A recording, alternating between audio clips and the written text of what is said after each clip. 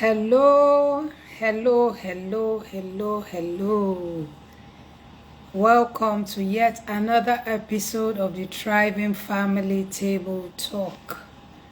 From Nigeria, I say good evening and good morning, good afternoon, wherever you are joining this live broadcast from. I hope our day has been good for those of us in Nigeria.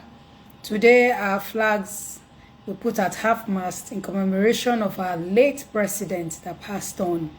May his soul rest in peace.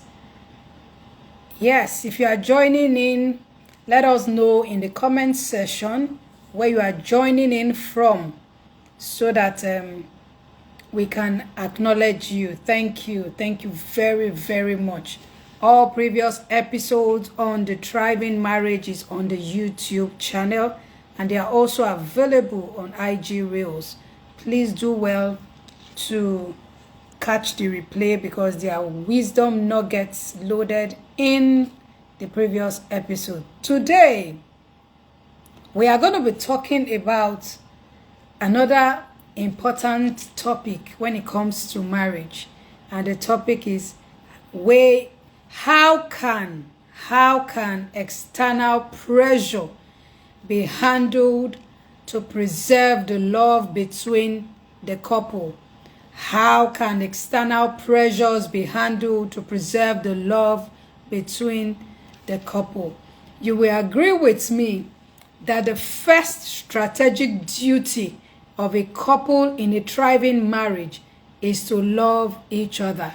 Yes, loving each other unconditionally in the dynamic stages and seasons of the marital journey. It's doable, but it could be tough if you're not intentional about it. Keeping the flame of love alive is considered the job of both the husband and the wife. Does it require being deliberate daily? Oh, yes, it does. It does. You know, certain times there are issues that hit us that we begin to ask ourselves questions. We might enter the confusion zone. We lack clarity. We'll be wondering and asking ourselves deep questions. And sometimes we get answers. Sometimes we don't get answers. Oftentimes, when we don't get answers, it stays with us. So here I am today to encourage you that no matter, forgive us. Marriage, a thriving marriage is for forgivers. Yes, it's for forgivers. If there, as in, I'm trying to get my co-pilot Bridget to join in. Yes, marriage is for forgivers because the love must continue. It's a strategic duty of the couple to love each other, to keep love alive. Let me see. Okay. I've invited her, let's see, so she can join in. Meanwhile, let us continue. The ability to manage circumstances, situations that bring about shock, like I mentioned earlier on. There are some things that will happen to you in life. You will wonder, wow, how did I get here? How do I navigate this time around? Disbelief, wow. Chaos, distraction, wow. You'll not be wondering, should I even continue? You'll be asking yourself in-depth questions. Today, we're going to be addressing ways you can become more deliberate so that you can keep the flame of love alive. Let me see again. Okay. I've invited her so that she can join in. Okay. Go live if she's here. Good evening, and welcome. Good evening. Good evening. How is Bahrain? Bahrain is fine. Okay.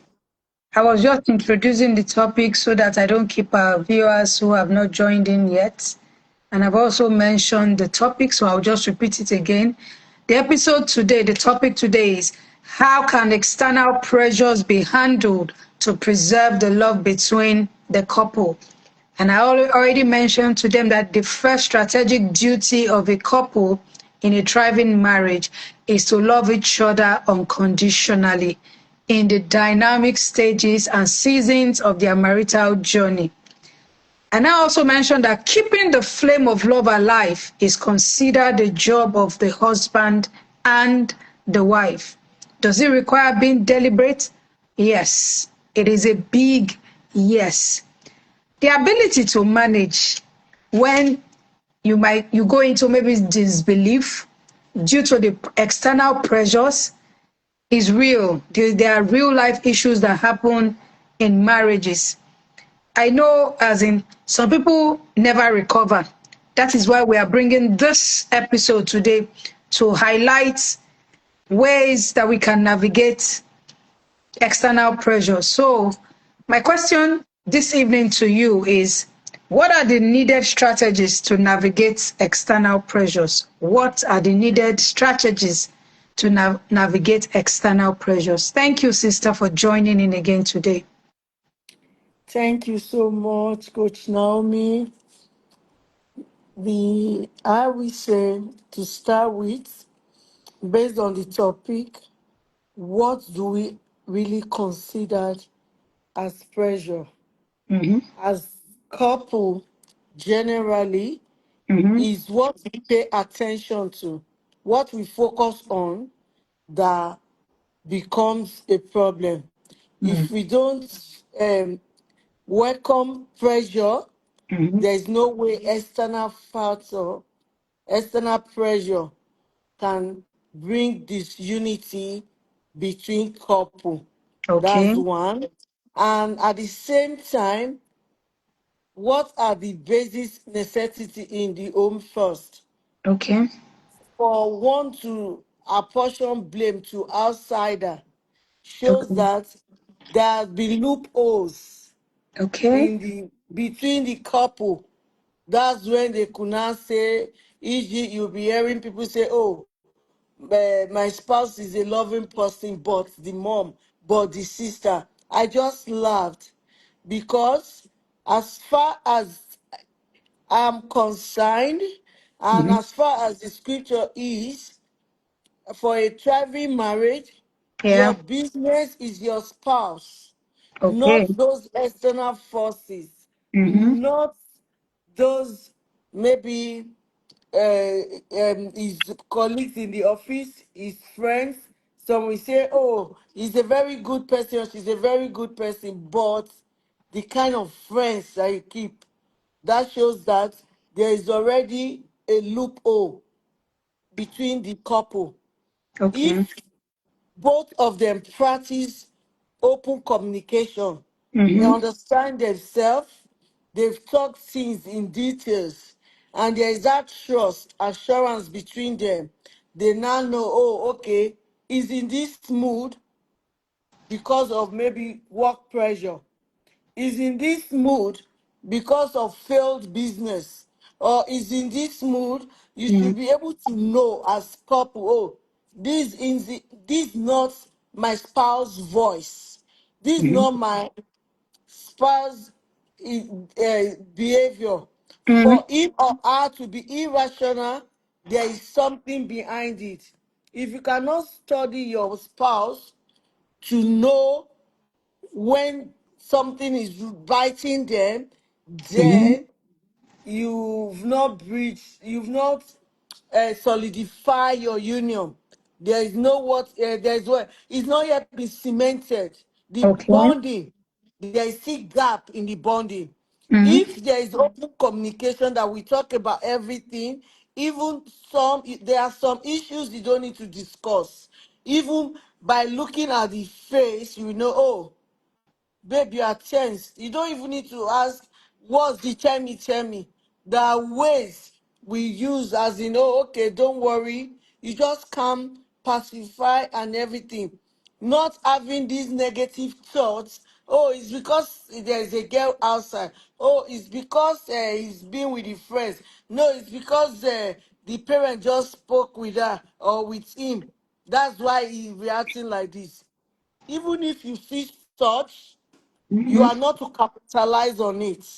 That's Okay. one. That's I'm still talking about open communication. The next one is to build a strong foundation. I mean, strong foundation, because the marriage is between two people and God. That's why they call it triangular cord. God, then the two spouse. So Okay. those three angles, if the foundation is solidified, there is no way external pressure can break that triangular cord. If they know themselves, they've talked at length, they Mm-hmm. have their own, how would I say, things to do list, they know each other's happy place, they know each other's everything. So by so doing, because why? They said, for two shall what? When one is falling, the other one should be able to lift up. Mm-hmm. Do you understand?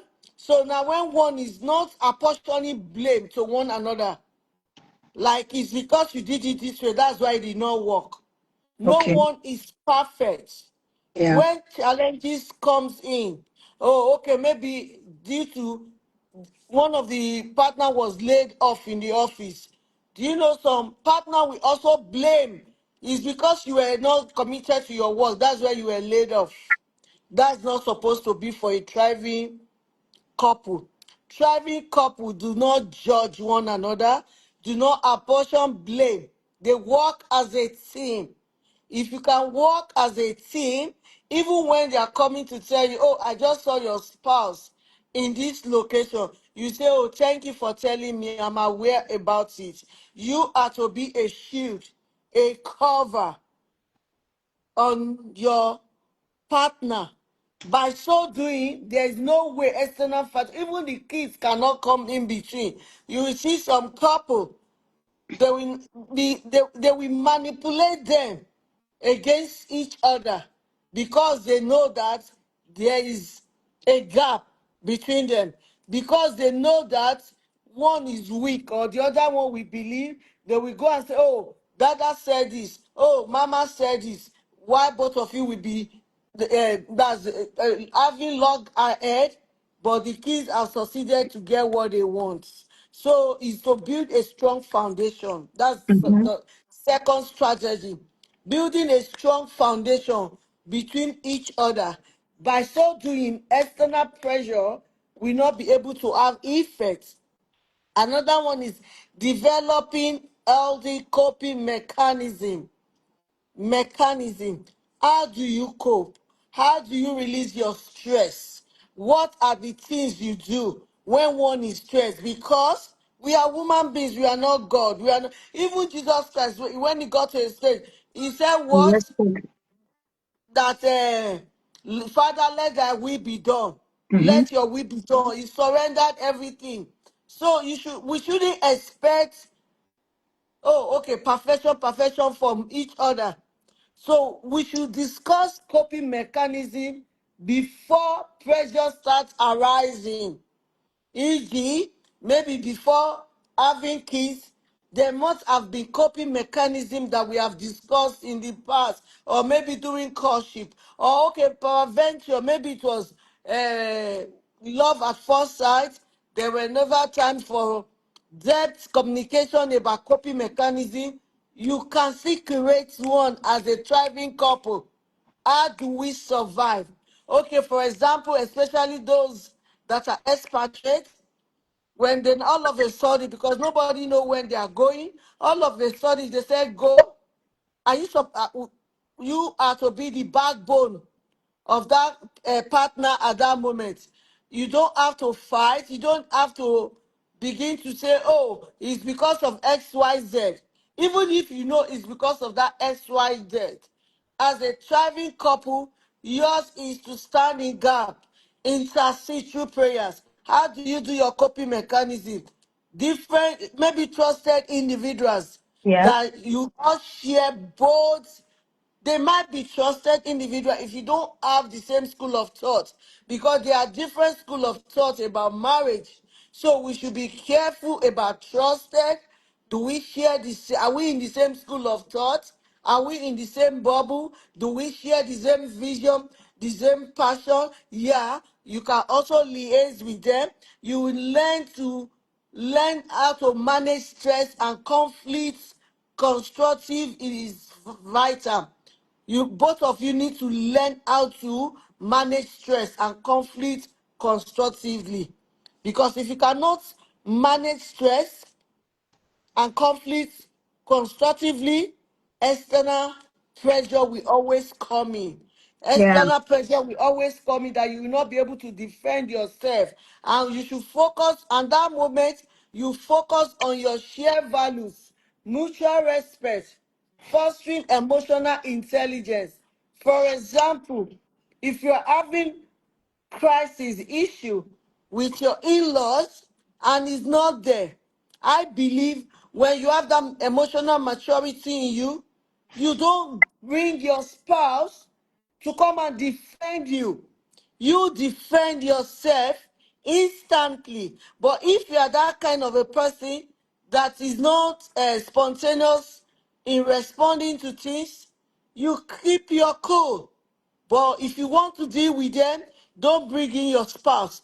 Let them be the one going to tell the spouse what transpired between you and them.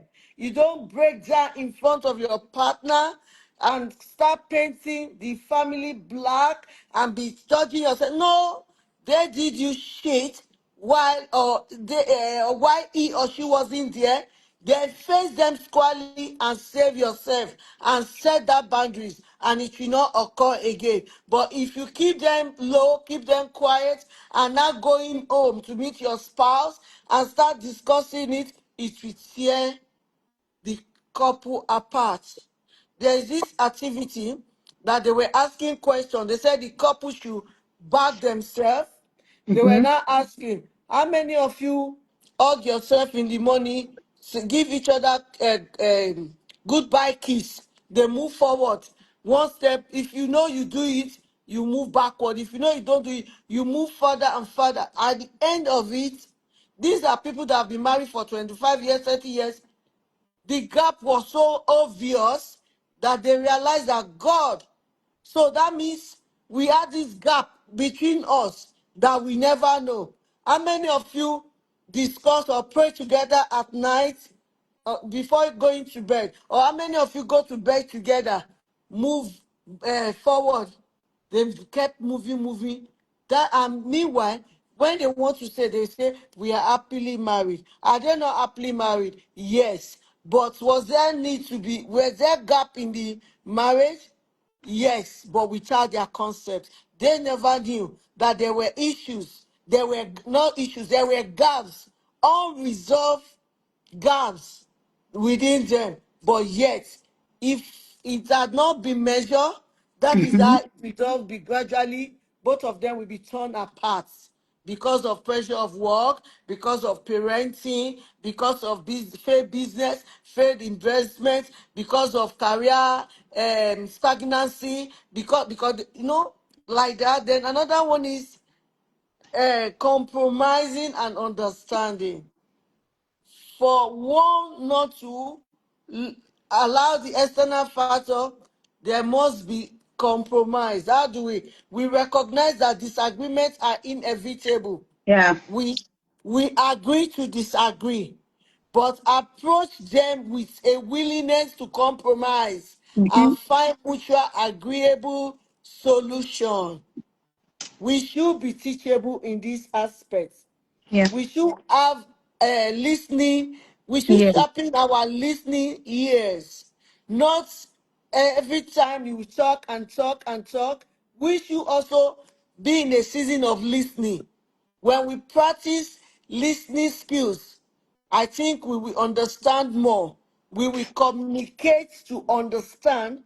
By so doing, the external pressure will not create gap or turn the couple afar. Then another last one is seek professional help. Yeah. We should know that change is constant.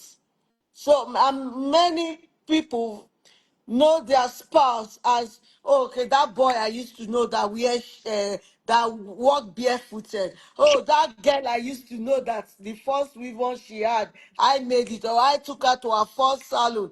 That girl that you knew that you took to her first salon is not a director, is not a manager somewhere. Therefore, you have to treat her with honor and respect and dignity. And that same guy you knew when the guy was walking barefooted is not a professional, is not an MD, is not, he has other people working under him. So respect and honor and appreciation is meant to be due both each other. Each other needs to complement each other, not compete with each other, and able to help each other to offload.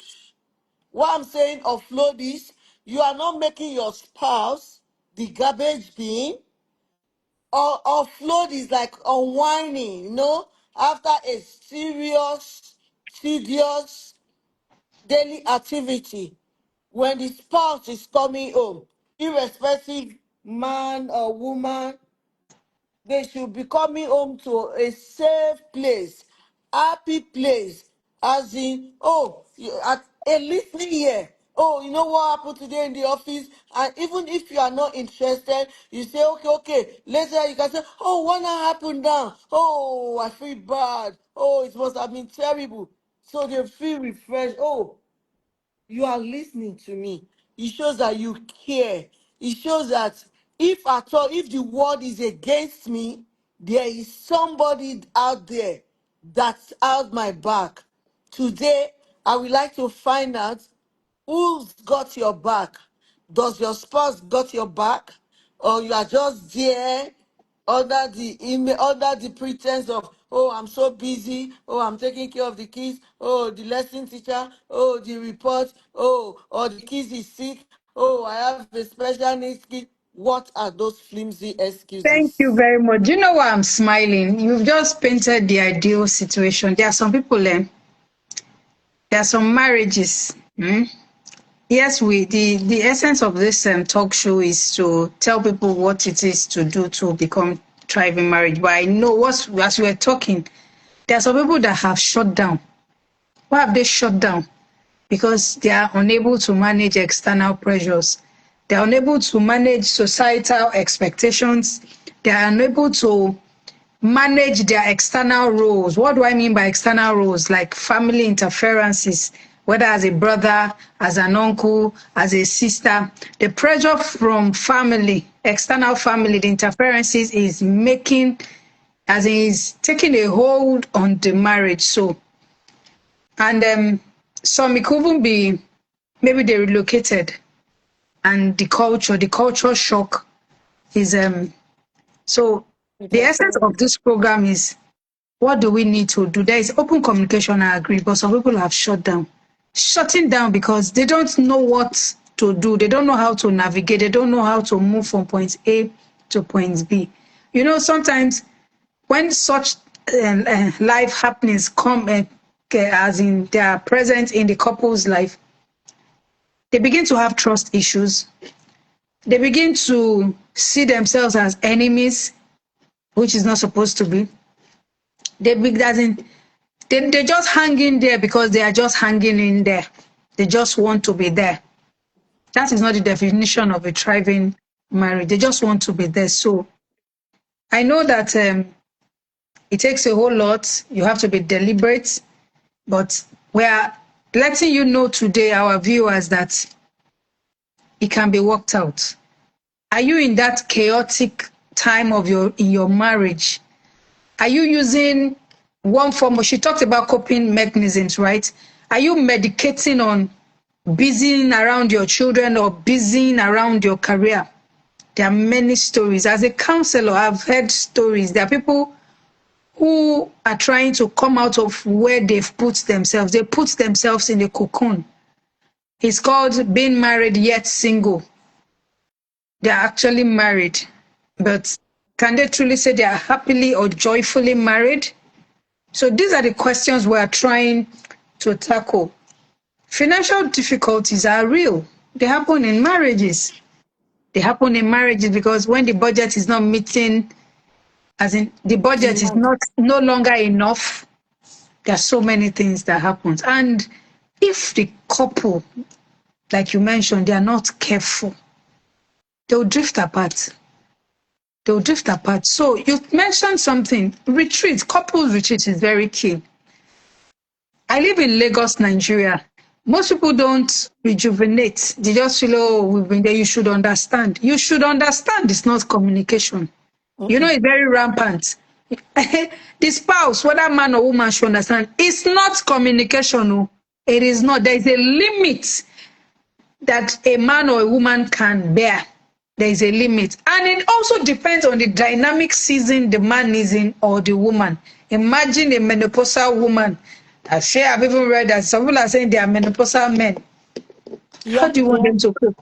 What they used to cope with, eh? So what I'm trying to bring out is the coping mechanisms. I don't think it should be static. I don't think it should be static. What you use it from 0 to 5 years or 5 to 10 years, I don't think it will work when you have done decades in marriage. So it takes intentionality. Like I said earlier on, the ability for the couple to be in a thriving marriage, it takes intentionality, it takes strategy. There has to be strategic alliance, there has to be strategic alignment.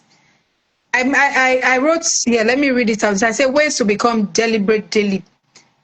You can't be too busy that you will not remember your spouse. Work pressure cannot push you that you will not remember your spouse. Send an emoji. At least when the person sees it, the person will remember. The person remember. Do you understand? You know, there's this jokingly in when I'm in my house, we greet each other with a holy kiss. So I recommend it as a good solution. Greet each other with a holy kiss. No matter what, just have a happy place. Have a happy place. And I'm throwing it out there. Some family members can push you. They will demand from you, and if you are not careful, oh my God. Oh my God, you mentioned that, okay, but you can imagine, like my father would say, the only advice he gave his son is never being between two women. Who are the women? The wife and the mother. Because it's not easy. Because you just have to be mature enough to be able to stay in between. That's you, man, being mother, whether left or right, mother, wife. Oh, it's a My tough one. sister. Whatever. If you not add that one, that means you're in between, as you are amongst three women. I don't know whether it's amongst or in between. In between is two, amongst is three. You can imagine. They'll just be demanding. So it takes a whole lot. So you have to retrain yourself to be able to handle family interferences because it is real. We are communal people. In Africa, we are communal people. You can imagine, maybe the wife can just shut down and say, yeah, have it your way. If you want to function more as a son, as a brother, as an uncle, have it your way. And it can be vice versa. That way, it will affect the love. Then they will not start coping. Coping upon coping, they'll be coping upon coping till they are apart, but they are just together. Yes. They are not just even roommates. They are not flatmates. They're just there. They don't even understand themselves. Everything is blurry, no clarity, nothing. So we're encouraging you. It's possible. Decide today. Checking on each other.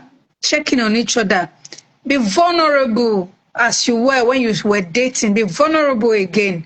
Don't neglect your roles. Nobody is asking you today to neglect your other roles. Just your major role is just wife or husband. No, that's not what we are saying. That's not what we are saying. And let me throw this advice out there. If your wife used to be clingy or your husband used to be clingy and is no longer that, it could be maturity, yes. They've advanced in roles, they've advanced in life. But check very well.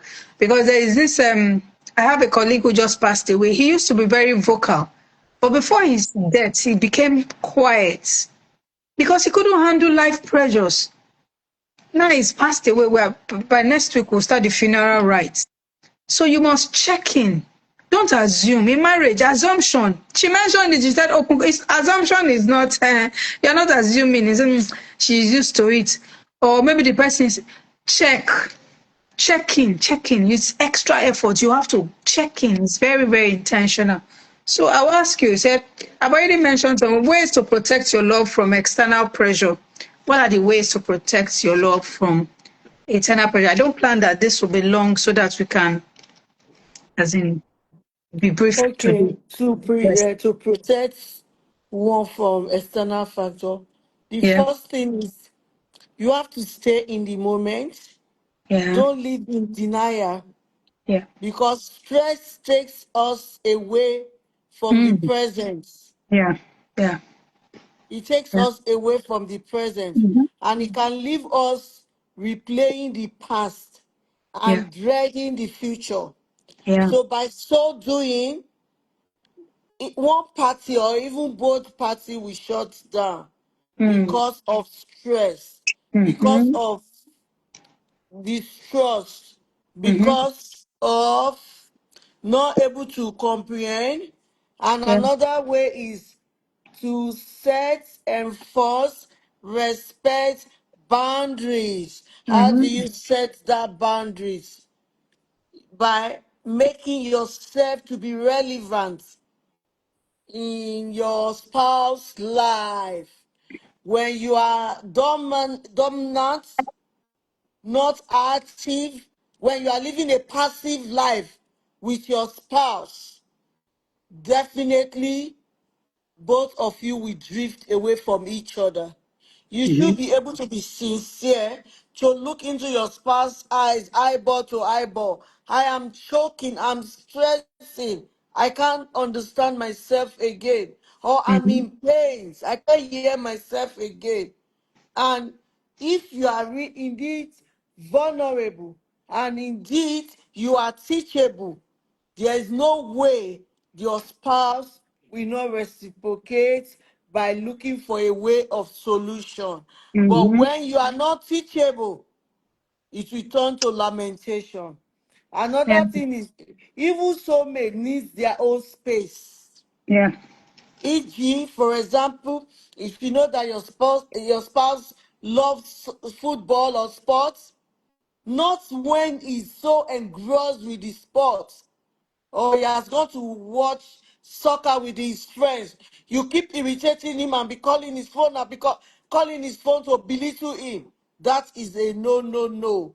That is immaturity. You are not protecting your partner from external forces like that. If you have said, okay, I'm having a guest outing, you don't have to keep calling her. How is it going? When are you coming up? When are you coming up? That belittle her at that moment. It's vice versa. You should be able to respect one another. Okay, I'm having girls outing or I'm having boys outing. Go. Let that trust be there. And you too, when you get there, behave. Know that you are not fine. You want to fly. Remember that no matter how high you fly, you have a home you are going back to. There's no way you can fly away. So that's why I say even soulmates need their own space. Let Mm. them have their space. Maintaining independent life is a sign of a healthy relationship. At times you could just do me vacation, me just a staycation, just go to check in the hotel and just be there by yourself. You could just be me, another ideas, another investment, and just do it, and not no strings attached. But most women do not know what they want. I'm very sorry. So in the morning they will tell you yes. By afternoon they will tell you no. At night they will tell you yes and no. Remember, your spouse is not a machine. I mean your husband that you will assume is supposed to think for me. No assumption in a thriving marriage. We need to speak out, to speak up. So during your state of relationship, discussions should be brought. Topics should be brought up of boundaries, like between these dates, or okay, you can say every third weekend is going to be for me. I choose where I want to go to. I choose the function I want to attend. I don't want to be with you. You go for your own function. Then it's already stuck in your partner's head that no, third weekend, she's not going to be available. He's not going to be available. Every month, create your own calendar. Let him also create his own calendar. Then you now check each other's availability. Yeah. You create your own personal life, because you are married does not mean that you don't have a life again. You must have your own life, and you must try, because you are in a thriving marriage, because it's not a striving marriage. It's not in a Mm-hmm. competition marriage. It's a complementing. So you create your own calendar, he creates his own calendar, and you both of you have, okay, your activity, your joint activity together for the month, Yeah. so that we can know that, okay, we have that boundary set up. Then each of you must feel free and safe, not tipping to go and listen to phone communication. When you listen to the phone communication, what will happen? Will that one make you to be happy? Yeah. Nothing with that one. So are you that jobless that you want to be listening to phone communication? Cut it off. Be matured enough to handle your business. You don't need to police people to check their phone. It's not our, because those are external pressures. Checking of phone leads to BP. From BP leads to mental health. From mental health leads to stroke, leads to death. Stay off people's business. And again, he's saying now, when setting relationship guidelines and personal limits, check in often as well to be sure boundaries are still effective. We have to be upgrading it. According to what Coach Naomi said, we knew it every now and then. What worked last month will not Mm-hmm. work this month. Okay. What worked this morning will not work at night. Then, and we have to be what? Still effective, respected, and let go of stress. Yeah. You are Ease this, your stress. ease your stress. Mm-hmm. And also, if you have a rigid spouse that don't know how to distress, help him to find what can make him to distress. It could be through exercise, it could be through playing of ball, it could be through meeting up with old friends. You should know what makes him happy. So anytime you see him being stressed, you pick on your phone or his phone and call people around him that is so close to, that they can relate. You don't need to tell them, oh, I don't like the way he's looking. Just say, oh, this person is on the line for you.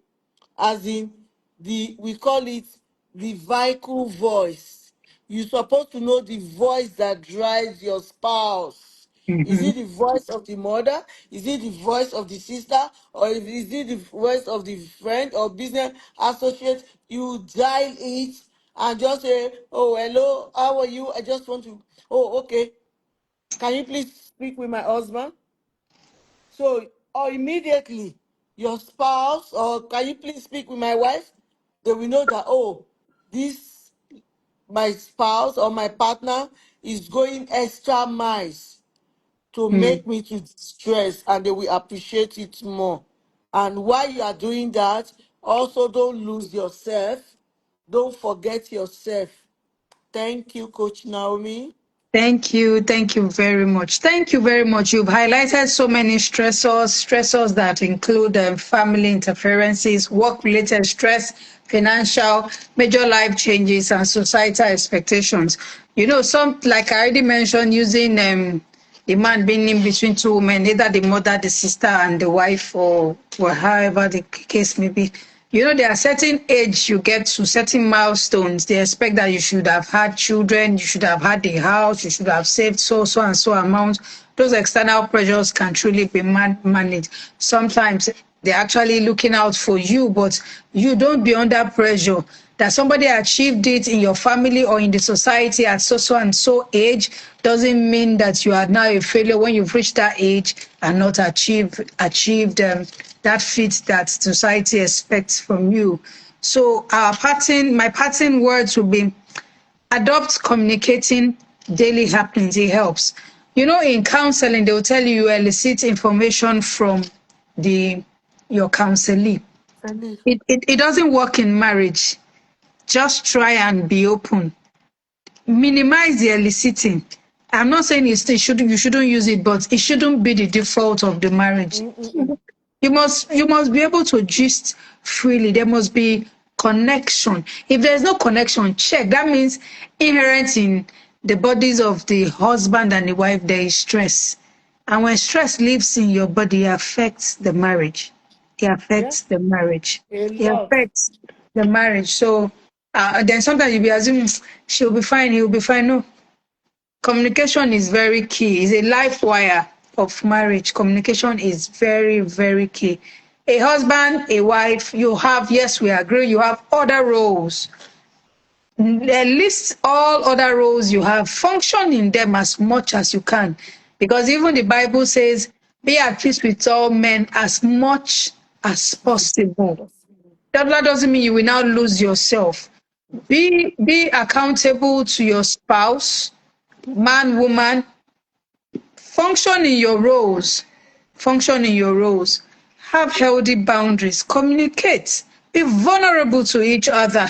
Stop holding on to what is in Grudges. the past. Don't live because, like she mentioned earlier, some married men and married women, they are living in the past and they are not able to move past their past so that they can live in the present. A thriving marriage requires that both the man and the woman must be present. They must be present, living in the present. They must be mindful of everything that is happening. Stressors will come. We cannot remove stressors from the earth. As far as we are still breathing, there will be stressors. So it's just for you to look for ways to manage it. That you must continue to curate the patterns, create all the habits, all the processes, all the principles, and adapt the ones that are functional for you presently. Don't use this is how we used to do it before. It will not work. Like my mother's teachings, I use some, but most times I fine-tuned them to suit my husband. Let me just give you this exact analogy before we go. The way we prepare Gary, the swallow that's in a meal, a Nigerian meal, in my origin home is different from the way my husband, the home I've created, the way he likes it. So I remember then my late mother, the first time she did not say, Mama, please, oh, you cannot help me. Oh, don't worry, let me do food for my husband. Oh, this is not our house. She looked at me and asked us, when I actually she said, please, I cannot help you do that kind of meal. Oh. I cannot. Don't come and retrain me. So I had to retrain myself, you can imagine, because the way he likes it is different from where I was coming from. So I have to learn it. So you can imagine the switch. So that's the same thing with communication, everything, all your roles, as in, you just have to. And please, husbands and wives, remember, your spouse is your body. So be careful when you want interferences, whether financial, whatever you are naming, is your body. You are one flesh. You are one flesh. So stop pushing yourselves away. Don't stop pushing yourselves away. Bring yourself back, as in you are one. Do you ever insult your body? No. So if you remember that, then you will play down on so many things and just continue to push and be on the thriving pathway. So, my darling sister, do you want to add something before we wrap it up for the day? I just want to, my last words are issues, life issues are inevitable. Yes, There is no way it will not come. yes, But the thing is, when it comes, it will not swallow us if yeah, we don't want it to swallow you. yeah, If you believe that no matter the marital issues, external factors, because they are also in here, because of time, we could not go into internal. If your internal pressure is being handled, then there's no way external pressure can mm-hmm. come in and make you to drift apart. Mm-hmm. Just know that each day His grace is sufficient. Yeah. No one is perfect, and Mm-hmm. it is not greener on the other side. And Keep watching marriage yours. Mm-hmm. flourish where it's being watered. Yes. Outsider cannot help you to water your No. marriage. No. No. So if you believe is mindset, is your Perspective. perception, sorry, Perception is and your perspective. perspective. Yeah. If you believe that external pressure can crack the unity in your home, it's true. But if you don't believe in such, it cannot crack it. Yes. What is the foundation of your home? Is it based on external validation, or is based on yourself and your partner? So you need to work on your mindset. Learn to let go, forgive, Mm-hmm. appreciate, be happy, believe your marriage is to be enjoyed, and you will definitely enjoy it in the name of Jesus. Don't Amen. focus on people don't enjoy marriage, so mine is not new. All men are the same, all women are the same. When they are saying such negative, demonic words, don't welcome it, don't defend it. Close your ears or walk away, because words are spirits. And the thing is, bad news or bad omen, bad spirit travel far more, and it manifests faster than prosperity. So don't do negativity. Focus on positivity. Then, when you focus on positivity, external pressure cannot be welcome at home. Thank you. Thank you. Thank you very much. Everything is possible. The chaos, whatever you are feeling now, whether you are down, we've just told you that it is possible. Whether it is you are in a chaotic time now, whether there is distraction, whether it's blurry vision, whether you are in disbelief, whether you are having trust issues, whatever it is, you can spark that love again. Thank you for joining this episode. We'll see you again another time. Thank you, my darling sister, and do have a wonderful rest of the day. Bye. Bye. Shalom.